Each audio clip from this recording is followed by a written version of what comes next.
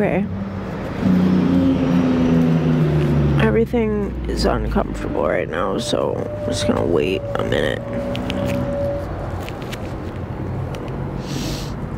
Alright, so this jacket, everything is too ridiculous.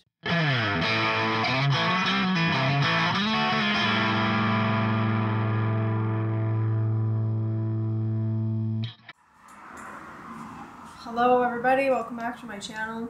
I've just got a night ride for you all. But before we get into the ride, I have a couple envelopes here from some of my viewers that I'm eager to open. Let's check out, see what we got. First thing to have shown up from Hippie Trev, it says here on the envelope, and I do not know what it is. Okay. It's in a bag. Ooh, it's like a present. So what have we got here from Hippie Trev? Ooh. Okay. We'll leave those in there for now. Biggenden, Queensland souvenir vinyl sticker. Nice. That's a nice sticker. Thanks, Trev. And ooh, a woven badge. Oh, I'm gonna put that on my suitcase. Nice. Something nice and colorful from Australia. Beautiful. And oh, a sticker. He's in the breeze. I've got a sticker on my fridge. I'm gonna give this one to my dad. Actually, I'm gonna read his note and see what he says. That's what I should do. Read his note first. How rude of me. Hey Red, Hippie Trev here. Just a couple things for mail day. Love your channel and the work you and your dad Bill do. It's amazing. Glad you're all safe from the fires. We know all about bushfires here down under. So cheers from down under. Keep your knees in the breeze. Hippie Trev. Nice. Thanks, Trev. I'll be putting that in my keepsake box. I have a box that's all the letters from all my viewers. I keep all in a box. And yeah, it'll be good for memories one day. So, okay, so then a sticker. And then we've also got a bracelet. I've seen Hippie Trev wearing bracelets like this. Last time I got one of these was from my sister's trip to Guatemala. Thank you. And there's something else in here. Oh. Nice. This is also beautiful. Oh my gosh, I actually really like this. I'm going to hang this in my living room window where the sun comes through. That's beautiful. Thanks, Trev. Man, I love that. And then in here, something from Chuck. Okay, so I don't know how to say that. Oglala. I like that. I like that sticker. Okay, so his note says, Angel, I'm not a vlogger, but I'm in a riding club, and I'm sending you one of our stickers for your board. Also, I'm enclosing my last copy of the magazine I wanted to show you. Please check pages 32 and 33. Hope you're not close to any fires in your area. Ride safe. Peace, Chuck. Cool. Well, thank you, Chuck. What in the world? Like, The Horse, Factory Choppers. This is another magazine they don't make anymore. And you know what? I bought every issue of this magazine for like 2 years when my Shovelhead was going together for inspiration. And that's where I actually got the ideas for doing copper lines and stuff like that from. I was also very steampunk inspired at the time. But yeah, this magazine helped me do the build on my Shovelhead. So we're going to look at pages 32 and 33. So, I suppose you want to know something about this bike. Well, let's see. Seems simple enough. When someone comes in and starts talking about bikes, I can go on for hours non-stop. Ask me to reduce the conversation to writing, and I draw a blank. You see, I'm a builder, not a writer, but I'll try. I bought this bike 9 years ago from a friend who was getting married and needed some money. I know, you can see it coming. So I gave him $6 grand and he went on to live happily ever after. I got a cool bike and he got a hot wife. When he got married, he asked if he and his new wife could borrow the bike to get married on. Of course, I said yes. So after the ceremony where he said yes, they took off to the reception. Funny thing happened on the way to the reception, they ran out of gas. Hell, that's the ploy you use before you get married. So as the story goes, they only had 32 cents among them. So they bought 32 cents worth of gas plus a few fumes. But it was enough to get them to the reception. Anyway, I eventually got the bike back, filled it up, and rolled it into the garage so I could realize my vision for the bike. The tech sheet tells the story better than I can. Hope you like it as much as I do. That's so cool. Man, Chuck, thank you so much for sending me this. Like, that's the tech sheet. That's so awesome. Like, that's so such a special thing to have. Like,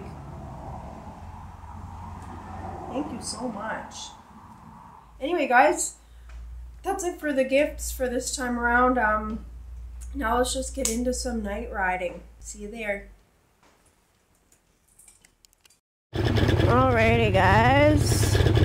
We're going for a night tour again.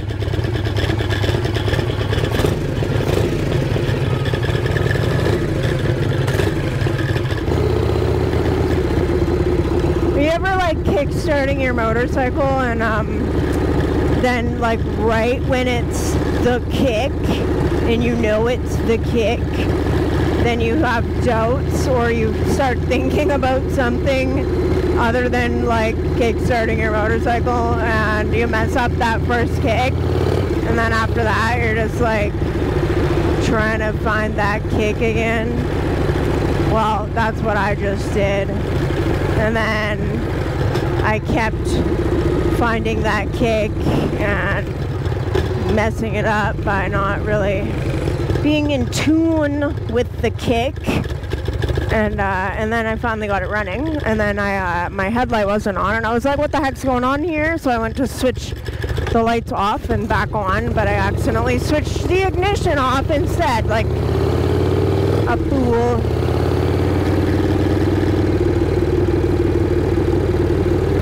But I got it running clearly, and I did not have to bump it. No bump starts tonight.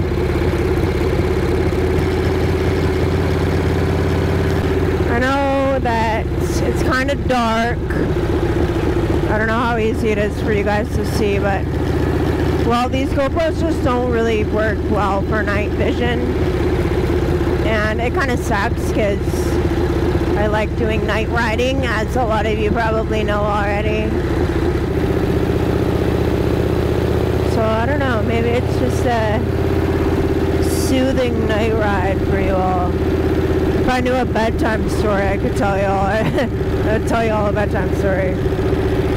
I don't think I even have any of that like coming to mind right now.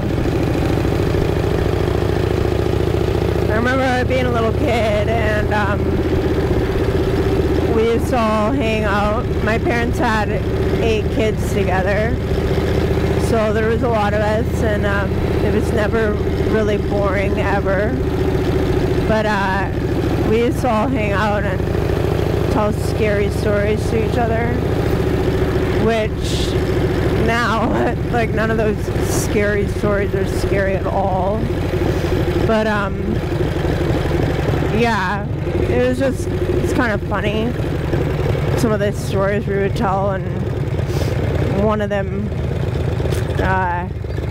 my brothers were always just like the best at telling the scary stories, actually, and they would make them up. They would actually just make them up as they went along. And yeah, there was one about these 3 boys that go for a hike in the woods, and they find this abandoned cabin. They end up lost, and they find this abandoned cabin that they seek refuge in for the night.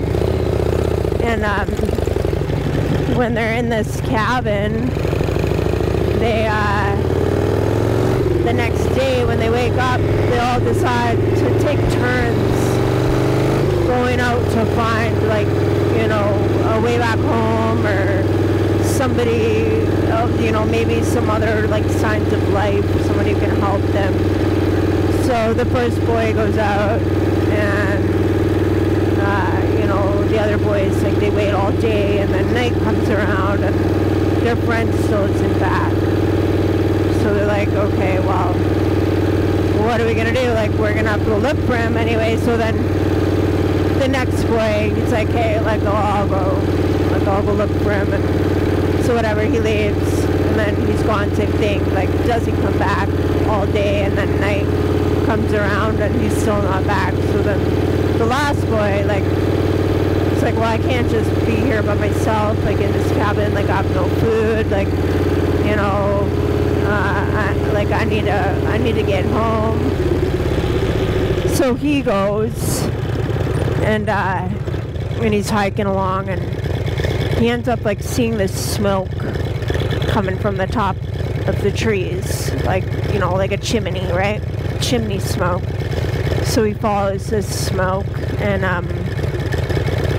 he ends up finding this cabin, and there's obviously somebody alive in there, because there's, like, smoke and whatever, and there's light coming from inside the windows. So he's like, well, it's like he doesn't have any other choice, really. Like, it's too late for him to go back and find the cabin he was in, and, you know, what's he gonna do there anyway? So he goes to this other cabin, and he kind of, like, knocks on the door, and he's like, hey, like, I'm lost, me and my friends, and my one friend, like, my two friends, like, they left, and they haven't come back, and I really need some help, and whatever. And so this old man who's in there, like, he's like, hey, like, come on in, like, you know, like, I just, you know, you're welcome to come in, and, like, let me help you, kind of thing. He's like, I just made, like, a pot of stew. If you're hungry, like, I'll help warm you up and all this. And so he sits down, he's like, he eats his soup, and he's just like, oh, I feel so good. And then he's just like, man, like, I really want to find my friends and all this. And the old man's just like, you know, don't worry about it, like, it's too late tonight, just go, you know, you can go to bed. I've got a spare bed in this room here, and, you know, you can sleep for tonight, and in the morning we'll go look for your friends. So the boy's like, okay, like, and he is super tired, you know, and now that he's eaten this stew, he's just actually extra sleepy. So he goes, it's like, okay, like, he agrees and whatever, and he's like, that actually makes sense. So anyway, so this man's like, all right, I'll put you up in this room. And anyway, he shows the boy his spare room, and it's like a really small cabin, right? So this room's basically just off of the kitchen type area that they're hanging out in. So he opens the door to the room, and he's like, you know, yeah, you can, there's a bed in here, you're welcome to stay. And he's like, okay. And then so the boy goes in the room, and he shuts the door and whatever, and turns the light on. And when he turns the light on, he notices in the corner his friend's clothes. And he recognizes these clothes as the clothing that his friends were wearing when they left. And right at that moment, when he sees this pile of clothes on the floor, amongst other clothing and things, he hears the door lock from the outside. Dun, dun, dun, and then it's over. Oh my gosh. That story used to scare me and my sisters so bad as kids. I remember not being able to fall asleep after that. But now it's just like, it's a typical, like, scary story that you would hear from kids. It's not actually scary. And it's just funny. So, yeah, it's kind of cute. Anyway, that's what you guys get. You guys get a not so scary story. Because I have, like, literally have no topics on my mind right now. And how's that? A scary story while you ride down a creepy dark road. a road that's not actually creepy at all.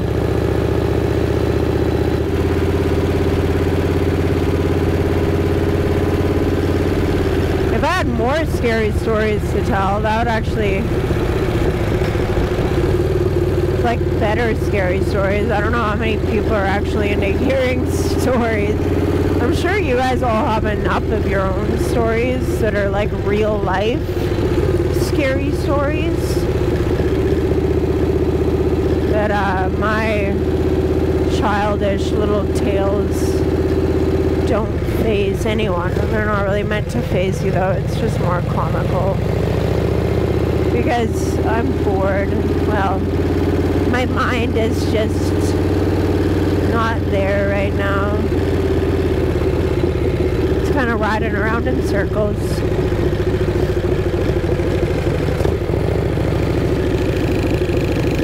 It's warmer over here.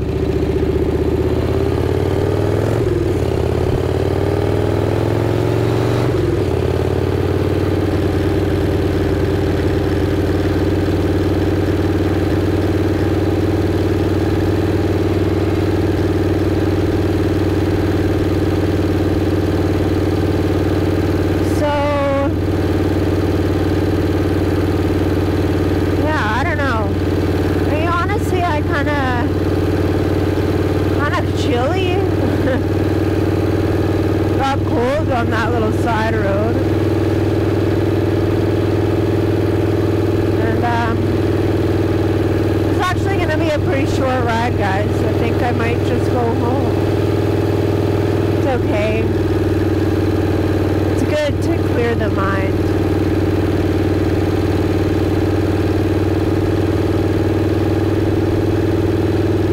Maybe I'll go get some gas in this thing, and then I'll go home. I think that's what I'll do.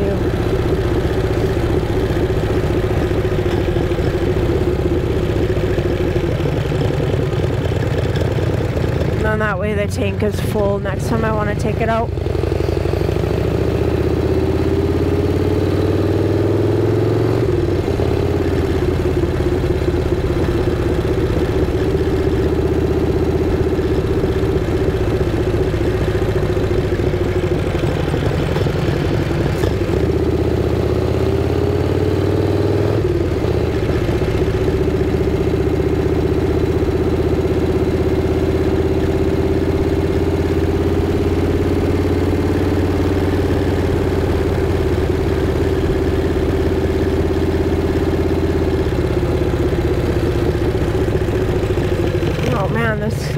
Gas station entrance is so hard to see. I think I need to grease my front end again. Okay.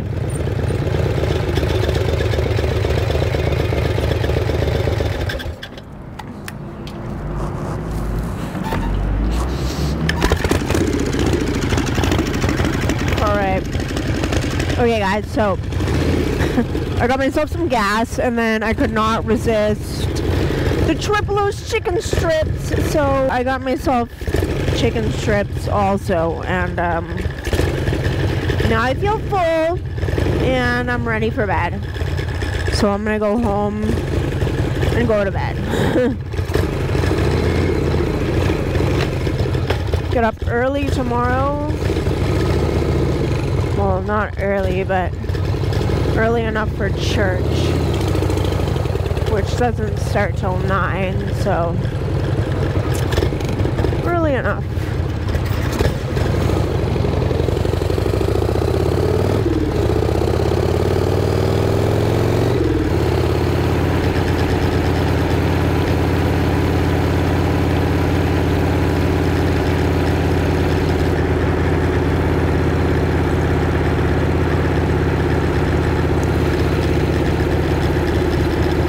Saw like 3 cop cars and an ambulance speed by.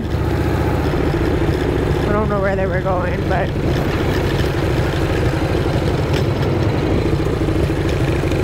something sounds weird.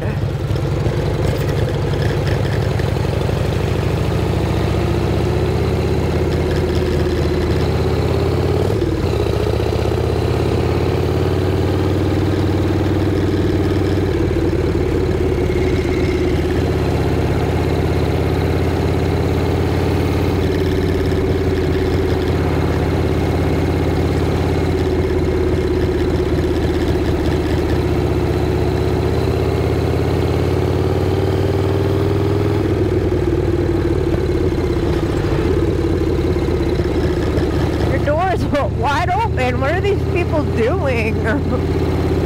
Jeez.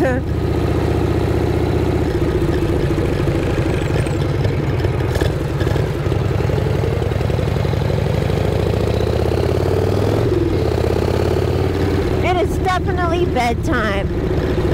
I don't know what time it is. I think it's like 9:30 maybe.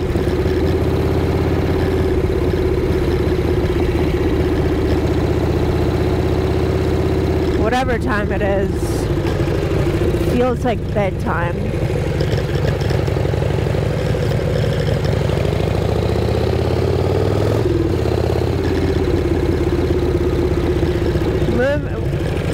I don't like those paint strips on the road. They make me nervous. I don't know why they need to paint the bicycle lanes this shiny paint. It's like this 3-foot strip of shiny road paint. And it's like on all the corners, all the intersections. It's so dangerous.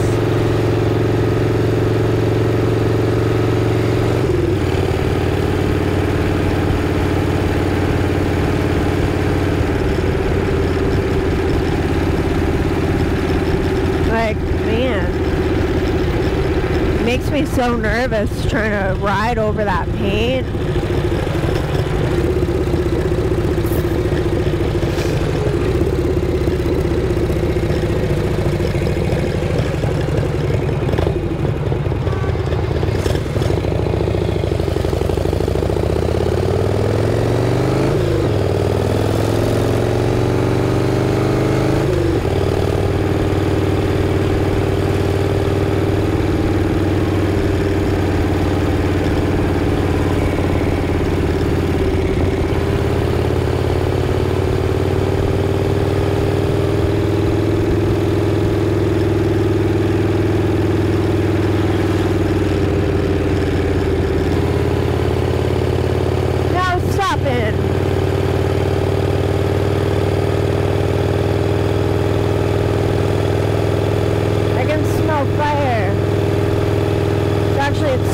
Kind of up here.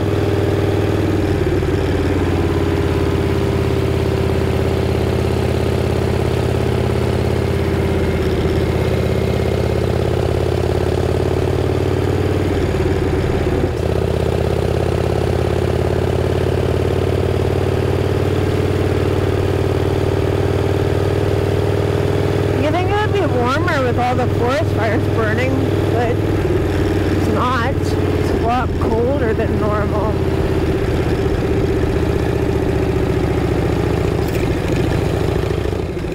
Okay. My back tire always spins. I don't like going up this driveway. I feel like I'm burning my clutch out. Maybe I just need to be better at it. That is a pretty loud clutch, eh?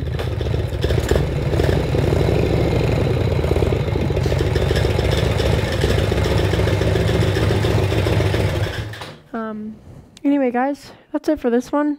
Hope you guys liked it. I know you guys do like riding along with me, and thank you for coming. Thanks for being here, like always, my lovely people. And you know what I always say, if you like what you see, or if you just like me, or even if you don't like me, but you like my bike, then like this video, subscribe, comment, do all those things you guys like to do.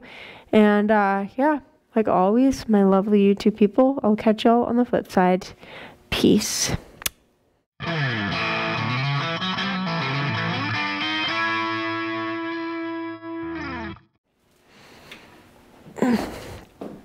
As I fall over.